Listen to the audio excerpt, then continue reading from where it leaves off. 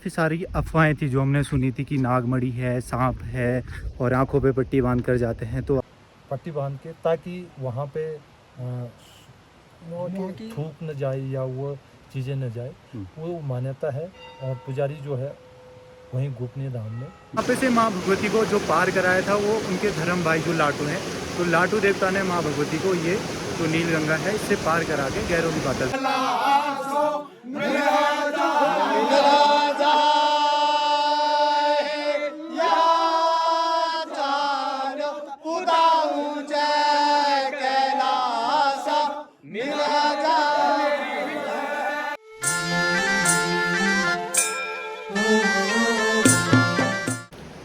जय मानंदा, जय Jagdamba. Hello hi, नमस्ते, नमस्कार, प्रणाम, good morning all of you. I hope all are fine, all are well और वेल होने चाहिए आप सभी पे माँ भगवती की कृपा बने रहे। ऐसी मैं हमेशा माँ भगवती से प्रार्थना करता हूँ और करता रहूँगा। तो अभी हमारा जो ये ब्लॉग है ये स्टार्ट हो रहा है लाटू धाम वाण से। जो माँ भगवती है नंदा राजराजेश्वरी, उनका जो भाई है, जो छोटा भाई है, वो जो माँ भगवती की अगवानी करता है, वो लाटू मंदिर यहाँ है, तो लाटू धाम यहाँ है। तो अभी हमारा जो ब्लॉग है यहाँ का वो यहीं से शुरू हो रहा है। आपने देखा होगा कल के जो पुराना ब्लॉग है उसमें। तो अभी हम हैं वाण में और यहाँ पे माँ भगवती विराजमान है। तो अभी चलते हैं और सबसे पहले आपको माँ भगवती के दर्शन कराते हैं और उसके बाद करते हैं हम आगे के पड़ाव की बात। तो माँ भगवती यहाँ पे विराजमान है और अभी कुछ क्षण पश्चात यहाँ से माँ भगवती की आरती होगी। अभी तैयारी चल रही है आरती की। तो अभी आपने यहाँ पे माँ भगवती के दर्शन करे और कुछ समय बाद यहाँ पे माँ भगवती की आरती होगी और उसके बाद हम चलेंगे लाटू मंदिर, जहाँ पे अभी लाटू मंदिर नहीं, ये गांव का जो पंचायती है, यहाँ पे माँ भगवती की डोली रुकी है। जो लाटू मंदिर है वहाँ पे अभी डोली नहीं रुकती है। जब राजात होती है जो बड़ी 12 साल बाद होती है, तो तब वहाँ यहाँ से डोली लाटू मंदिर में रुकती है। तो वहाँ पे जाएंगे और आपको लाटू मंदिर के दर्शन कराएंगे।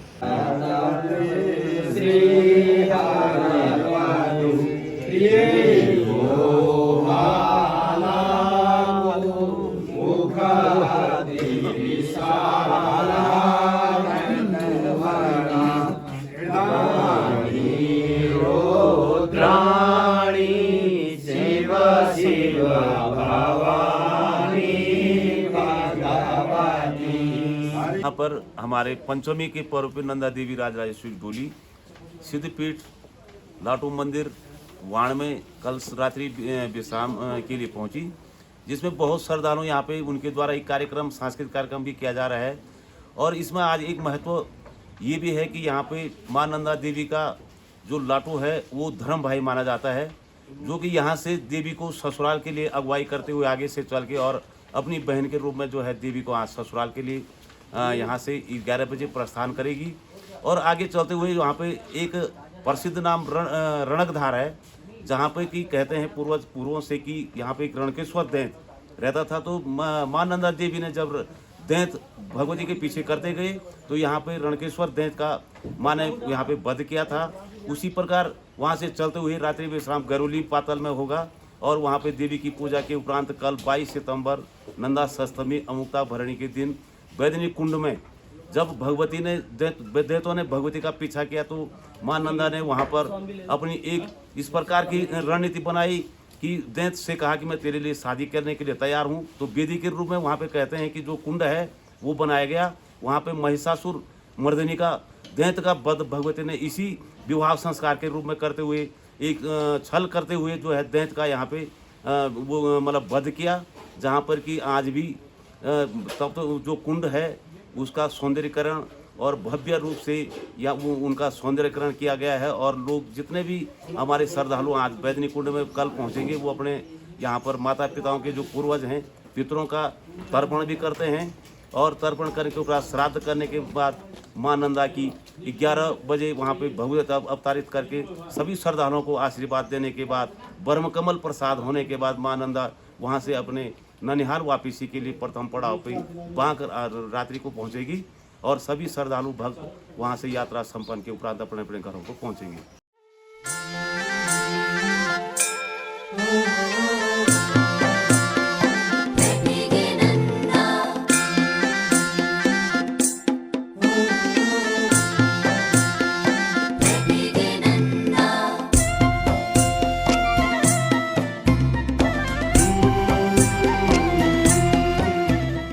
थोड़ी देर पहले ताऊ जी ने आपको बताया कि माँ भगवती जब यहाँ वाण से आप ऊपर जाती रही, जो दो दैत्य थे उनका संहार करता रहा, उनका जो माँ भगवती के पीछे लगे थे उनका संहार किया माँ भगवती ने।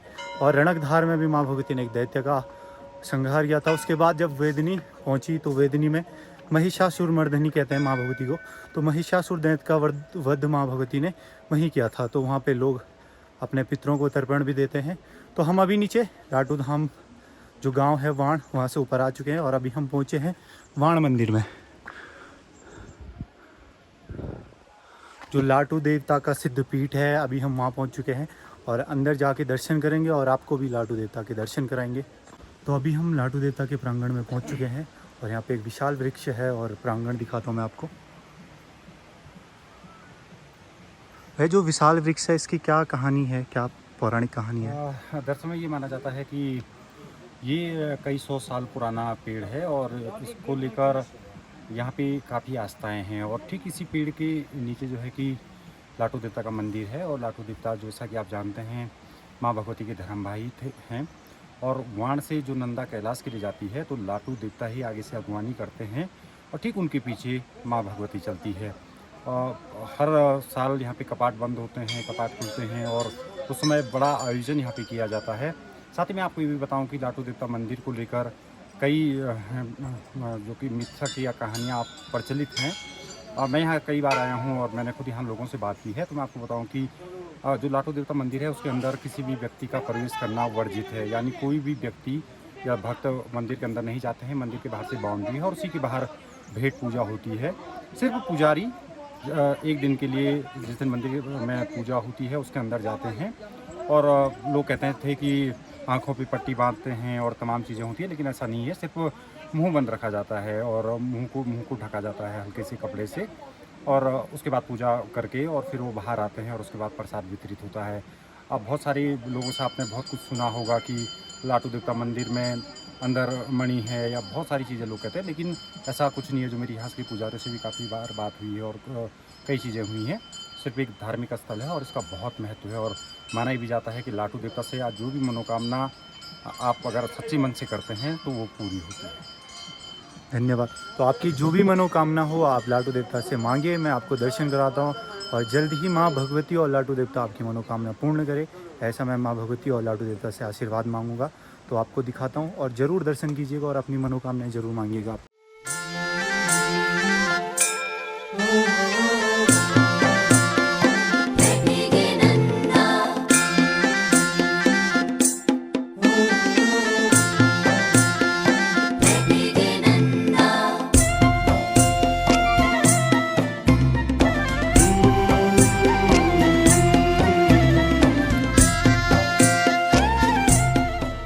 जो है एक गोपनीय धाम है और ये बैसाख पूर्णिमा के दिन इसका पट्टा खुलता है और मंगशीर महीने की जब पूर्णिमा आती है तो उस वक्त इसका पट्टा बंद होता है। लाटू देवता बिहार से यूपी से ताल्लुक़ रखते हैं। ये गौड़ ब्राह्मण हैं और कई सदियों पहले जब लाटू देवता यहाँ पे एक मनुष्य रूप में आए थे तो जब गोरखाओं का शासन था, काफ़ी सालों पहले की बात है, तो गोरखाओं का शासन था। उस वक्त जब लाटू देवता यहाँ पर आए थे तो उन्होंने क्या किया था, गोरखाओं ने उनको गलती से जान, जिसको कि कच्चे शराब बोलते हैं, वो पिलाई थी।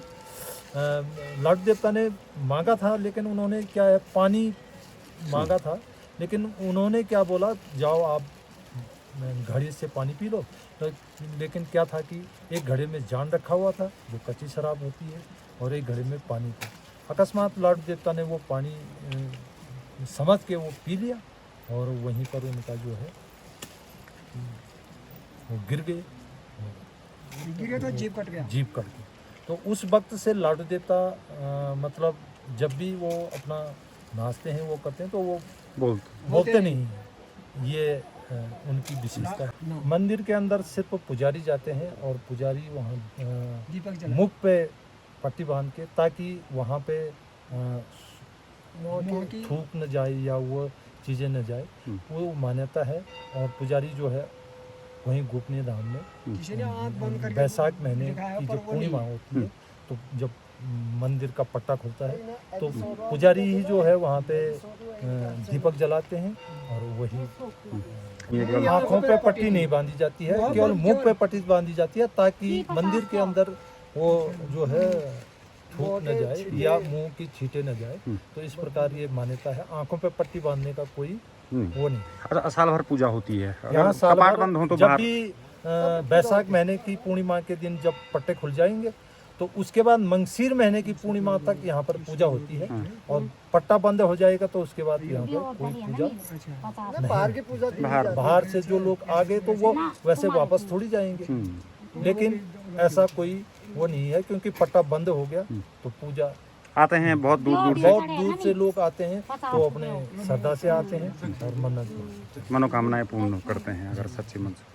कि हम दर्शन करके आ चुके हैं और काफ़ी सारी अफवाहें थी जो हमने सुनी थी कि नागमणि है, सांप है और आंखों पे पट्टी बांध कर जाते हैं। तो आपने सुना होगा वीडियो में उन्होंने बताया कि ऐसा कुछ भी नहीं है, ये सारी अफवाहें लोग फैलाते हैं। तो ऐसा कुछ नहीं है कि सिर्फ वो मुंह पे वो बांध के जाते हैं, एक सफ़ेद पट्टी बांध के जाते हैं। उसका कारण ये है कि ताकि उनके मुँह से कुछ जो छींटे होता है, हमारे थूक वगैरह निकलता है, उसको वहाँ अशुद्ध ना हो, इसलिए वो मुँह पे पट्टी बांध के जाते हैं। और आपने जो भी मनोकामना मांगी हो वो ज़रूर पूर्ण हो और ऐसी, और उसके बाद अगर पूर्ण हो तो एक बारी दर्शन करने तो आपको ज़रूर आना पड़ेगा। तो अभी हम थोड़ा आगे जल्दी आ चुके हैं क्योंकि हमें लाडू मंदिर पे लाडू देवता के दर्शन करने थे और डोली उस रास्ते नहीं आती है, तो इसलिए हम वहाँ से जल्दी आ गए थे। डोली अभी नीचे है, गांव वाले भेंट कर रहे हैं, माँ भगवती को पूजा अर्चना करेंगे और उसके बाद वहाँ से प्रस्थान करेंगे। और अभी हम रणकधार में पहुँच चुके हैं और यहाँ पर मैं आपको भैया जी का जो पहनावा है हर मौसम के हिसाब से चेंज होता रहता है, मतलब हर जगह के हिसाब से चेंज होता रहता है। जय जय नंदे, जय जगदम्बे। तो भाई जी रणकधार में कुछ विशेष? रणकधार आज के दिन भगवती जगदम्बा ने क्या यहाँ पर षष्ठी, भाद्रपद शुक्ल पक्ष की षष्ठी के दिन रणकासुर जो दैत्य था उसने यहाँ पे आतंक मचा रखा था। तो वो भाग रहा था, वो चंगुल में नहीं आ रहा था भगवती को। तो वो यहाँ पे आया तो भगवती ने दो पैर गाड़े जमीन में, तो ये धार बन गई थी। तो इस धार में भगवती ने उसको पकड़ करके मार दिया और मार करके नील गंगा में फेंक दिया। तो तब जाके इस धार का नाम रणकधार है। तो अब भगवती जगदम्बा 1-1:30 बजे वाण गाँव से निकलेंगी कोठी खोरा, तत्पश्चात रणकधार में आकर के बैठेंगी, भेंट लगेगी यहाँ। तो जो नील गंगा है उसमें कलेजी रंग के पत्थर मिलते हैं। कहा जाता है कि किंवदंती है कि रणकासुर के रक्त के जो शेष वो हैं वो उस कलेजी रंग के पत्थरों में बदल गए। पिंडार्पण गंगा में भी उसके अवशेष मिलते हैं। तत्पश्चात हम लोग नील गंगा पार करके, जहाँ पर लाटू भगवती को नील गंगा पार कराते हैं और वो लोग नील गंगा से होते हुए ही जाते हैं। और ये हमारा प्रसाद, ये हमारा प्रसाद है झ्यालों की काखेड़ी। भैया ये क्या है जो हाथ पे है, ये क्या चीज़ है? ये है खप्पर राम है। ये हाँ, ये बैल वाले बाबा जागे और खप्पर वाली काली। तो ये जल पात्र है, प्रेम पात्र है, भाव पात्र है। तो जैसे जैसे हम प्रकृति के समक्ष जाते रहते हैं वैसे वैसे हमें भी प्राकृतिक होना पड़ता है और भौतिक चीज़ों का त्याग कर देना पड़ता है। क्योंकि जितना हम जगदम्बा और जगदीश के पास जाएंगे उतना हमें प्राकृतिक रूप में असाधारण रूप में जाना चाहिए। ऐसी ही हमारी भावना है। ओम नमो नारायण। आपने देखा हम रणकधार पे रुके हैं और यहाँ से जो आगे का रास्ता है, भैया आगे का रास्ता कौन सा है? अब देखिए आगे हम लोग रणकधार से आगे जाएंगे। यहाँ से आगे नीलगंगा है। नीलगंगा यहाँ नीचे डाउन में? हाँ नीचे। फिर नीलगंगा जहाँ से लाटू ने भगवती को नीलगंगा पार करवाई थी। हाँ, और फिर वहाँ से हम धीरे धीरे धीरे ऊपर जाते हुए इस पहाड़ के टुके पे जाएंगे जहाँ पे बादल लगे। बिल्कुल वहाँ पे गैरोली पातल है। और फिर तत्पश्चात रात्रि विश्राम करने के बाद कल हम ऊपर बेदनी बुग्याल जाएंगे और अपनी सप्तमी की जात करेंगे। और यहाँ से आते ही आते ये गैरोली, ये ऊपर पूरा आली बुग्याल है जहाँ बादल लगे हुए हैं। और पूरा वहाँ से लास्ट वो टुकी दिख रही है, वहाँ से नीचे बांक के ले आएंगे। तो मतलब जब कल हम उधर जाएंगे बेदनी, तो बेदनी से हम इधर से होते हुए नीचे आएंगे। बिल्कुल बिल्कुल बिल्कुल। कल हम एशिया के सबसे लंबे बुग्याल के भी दर्शन करेंगे और भगवती कैसे कैलाश दर्शन करके आती है, अपने बधान के दर्शन करते हुए आती है, उसके भी दर्शन करेंगे।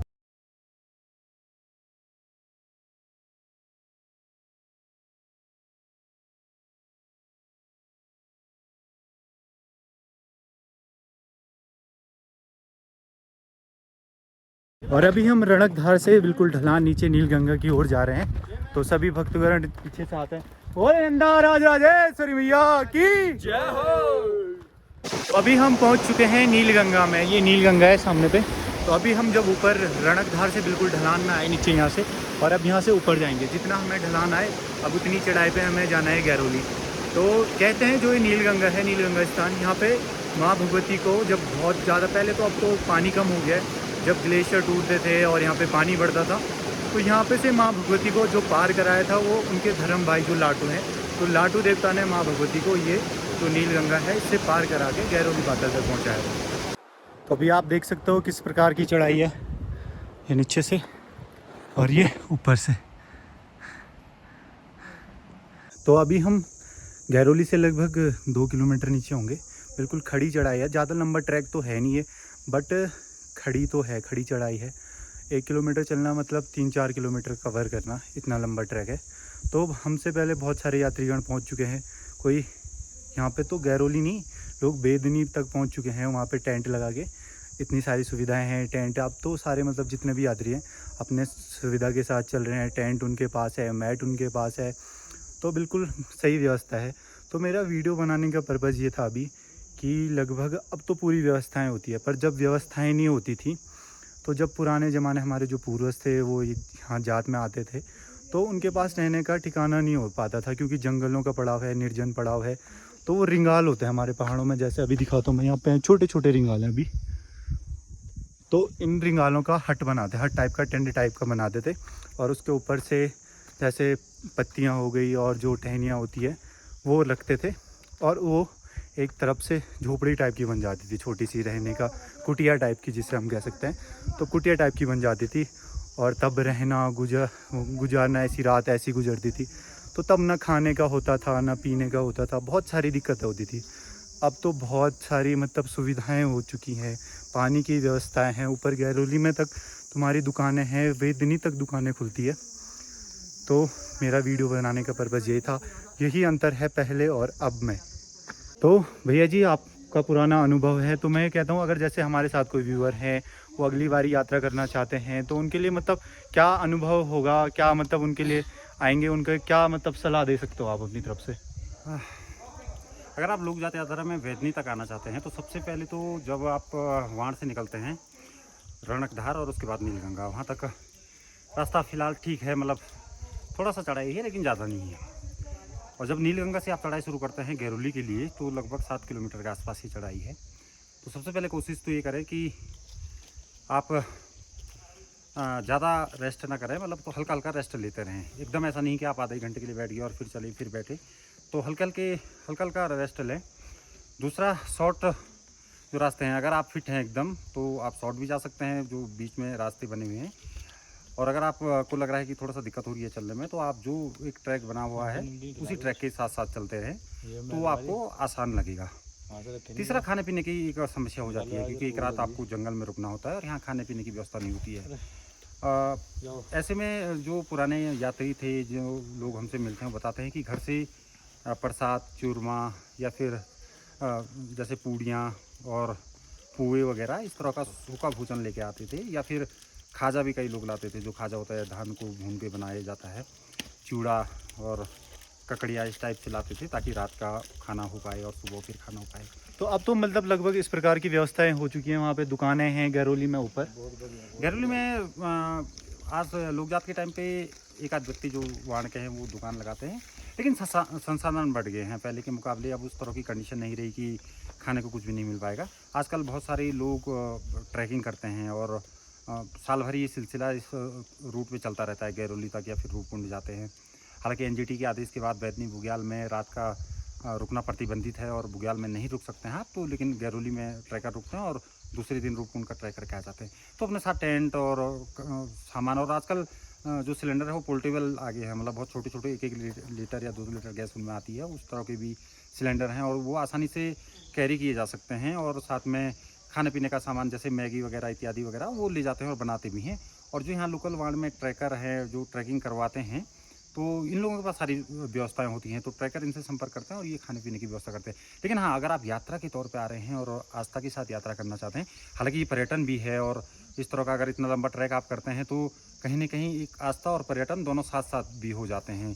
तो दोनों के मज़े लीजिए, आप पर्यटन के भी मज़े लीजिए, आप शानदार जंगलों के बीच से जा रहे हैं और हवाएं बिल्कुल ठंडी हवा है, मौसम बिल्कुल सुहावना है, चारों तरफ पेड़ पौधे। और जब आप बुग्याल में जाते हो तो छोटी घास मिलती है, अनेक किस्म के फूल मिलते हैं और छोटे से मतलब विभिन्न रंगों के फूल मिलते हैं, दिखने में अच्छा लगता है। तो उसको भी आप एंजॉय कीजिए। और अगर आप अकेले हैं या ज़्यादा आप खर्चा नहीं कर सकते हैं तो आप जो पारंपरिक भोजन है, जैसे मैंने आपको बताया, चूरमा, प्रसाद या फिर जो घर में बनी हुई चीज़ें हैं, पूड़ियाँ वगैरह, उस तरह की उसको कैरी करके यहाँ तक ला सकते हैं। पुए वो ख़राब भी नहीं होते हैं जल्दी, तो उनको आप ला सकते हैं और उनसे आप काम चला सकते हैं।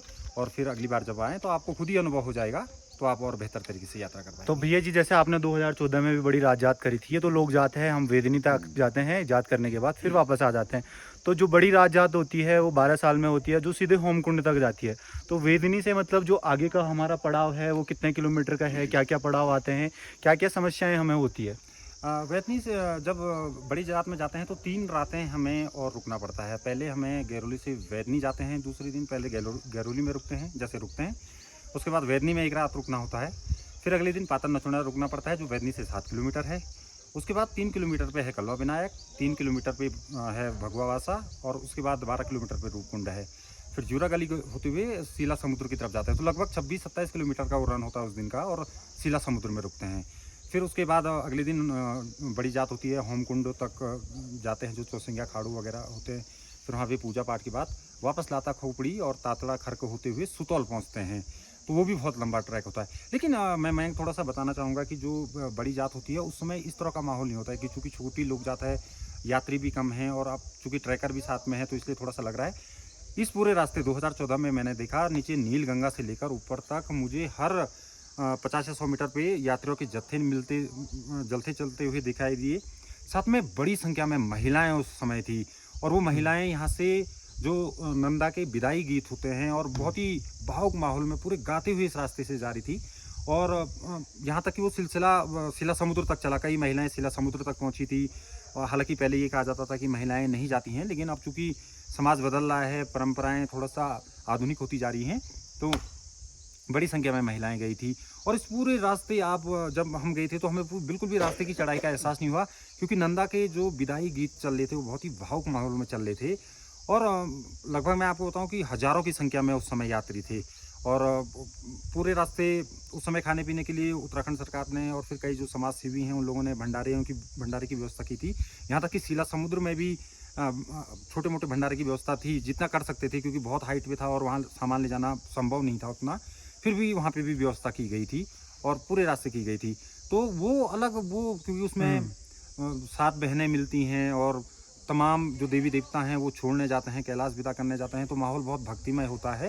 हालांकि अब लोक जात के प्रति भी लोगों की श्रद्धा बढ़ी है, और मैं लगातार पिछले कई सालों से देख रहा हूँ कि लगातार यात्रियों की संख्या बढ़ रही है पहले के मुकाबले। क्योंकि पहले बीच में ऐसा भी समय हुआ करता था, कोरोना और लॉकडाउन की वजह से काफ़ी कम यात्री आ रहे थे, लेकिन जब से फिर यात्राएँ शुरू हुई हैं और यात्रियों की संख्या बढ़ रही है। और ख़ासतौर पर एक अच्छी बात ये भी है, मैं बताना चाहूँगा कि युवाओं में एक तरह की मैं देख रहा हूँ कि कुछ ज़्यादा आस्थावान होते जा रहे हैं, और युवा इस चीज़ को बहुत गहराई से और उन परंपराओं को मानते हुए आगे बढ़ रहे हैं। और बहुत सारे लड़के मैं देख रहा हूँ सुबह 4 बजे से ही वो वेदनी पहुँच चुके हैं, जो तो वेदनी से रूपकुंड भी पहुँच चुके हैं अभी तक। कुछ रूपकुंड गए हैं, और वो उसमें गए हैं कि कल आज वो रूपकुंड वापस में भगवावासा या कल्वा विनायक में रुकेंगे, और कल सुबह 8-9 बजे तक वो वेदनी आ जाएंगे, जिस समय जात का टाइम होगा। तो मैंने आपको बताया ना कि पर्यटन और धार्मिक आस्था ये दोनों चीज़ें हालांकि अलग अलग है, लेकिन जब आप नंदा लोक जात में चलते हैं तो चूंकि आप प्रकृति के बहुत करीब होते हैं, बुग्यालों के करीब होते हैं, और खुद को जानने का आपको मौका मिलता है। आपको पता चलता है कि आप उत्तराखंड से हैं, आप अपने बुग्यालों को जानते हैं, अपने प्रकृति को जानते हैं, नदियों को, झरनों को, उनके उद्गम को देखते हैं। तो ये अपने आप में एक काफ़ी मतलब जानकारी से भरी हुई यात्रा है। और निश्चित रूप से मैं जो भी दर्शक हमारे इस वक्त आपके चैनल के माध्यम से हमें देख पा रहे हो, मैं आपसे रिक्वेस्ट करूंगा कि ज़िंदगी में कोशिश ज़रूर कीजिएगा, एक बार नंदा लोक जात अवश्य कीजिएगा। जरूर, आप सभी का स्वागत है, कोई कठिनाई नहीं होती है। एक दिन अगर आप 1-2 दिन का ट्रैक है ये वाला, तो आप जरूर आइएगा, आप सभी का स्वागत है। जैसे कि मैंने आपको जिस प्रकार से बताया था कि ये निर्जन पड़ाव है, यहाँ पे खाने पीने की व्यवस्थाएं नहीं खुद ही करनी पड़ती है। तो हमारे साथ है हमारे उत्तराखंड पुलिस मित्र, जो हमारे लिए पूरी लेके आए हैं, मित्रता निभा रहे हैं हमारी। बहुत बहुत धन्यवाद सर आपका, जो हमें आप पूरी खिला रहे हो। तो अभी हम गैरोली में पहुंच चुके हैं, आप सामने देख सकते हो ये है गैरोली और यहाँ पे माँ भगवती विराजमान करेगी। तो आज का हमारा जो अंतिम पड़ाव है, रात्रि विश्राम है, यहीं पे होगा और बहुत सारे यात्रीगण यहाँ पे पहुँच चुके हैं और कुछ यात्री जो टूरिस्ट हैं जो बाहर से तेलंगाना से आए हैं यहाँ पे और काफ़ी सारे बाहर दूर दूर से आए हैं, तो वो अभी काफ़ी सारे जो बेदनी बुग्याल हैं, रूपकुंड है, आगे पहुँच चुके हैं और माँ भगवती भी आने वाली है। तो दिखाते हैं आपको माँ भगवती के दिव्य दर्शन।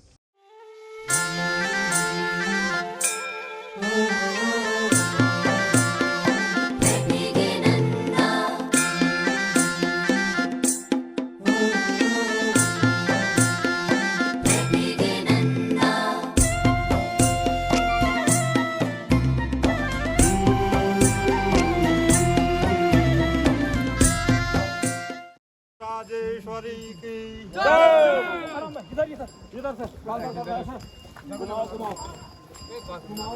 बोल नंदा राज राजेश्वरी मैया की, गौरी शंकर भगवान की जय,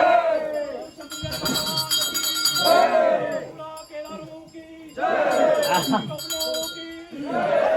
की नंदा की लाडू देवता की लाडू रावण की शंकर भगवान की केदारों की की नंदा की। अभी यहाँ पे माँ भगवती की परिक्रमा हो रही है, 3 परिक्रमा होगी यहाँ पे।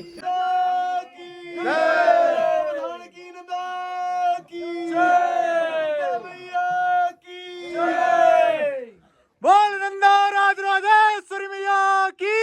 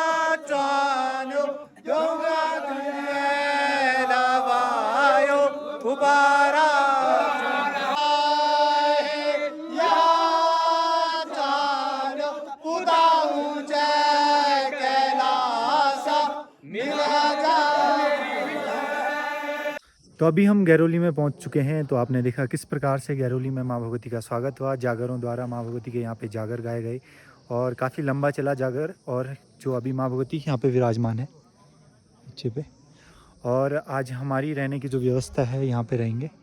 और काफ़ी सारे लोग अभी वहाँ वेदनी पहुँच चुके हैं और काफ़ी सारे लोग रूपकुंड में भी पहुँच चुके हैं। वहाँ पे सभी ने अपना टेंट लगाया है और कल सुबह यहाँ से माँ भगवती 7-8 बजे यहाँ से प्रस्थान करेगी और फिर वेदिनी में जात होगी, पूजा अर्चना होगी। और उसके बाद जो हमारा कल का जो प्रथम पड़ाव होगा, जात के बाद, जात समाप्त होने के बाद जो प्रथम पड़ाव होगा वो होगा बांक में। तो आज का जो ब्लॉग, आज मैं मतलब जो रास्ता था वो भी थोड़ा चला है, ढलान वाला था।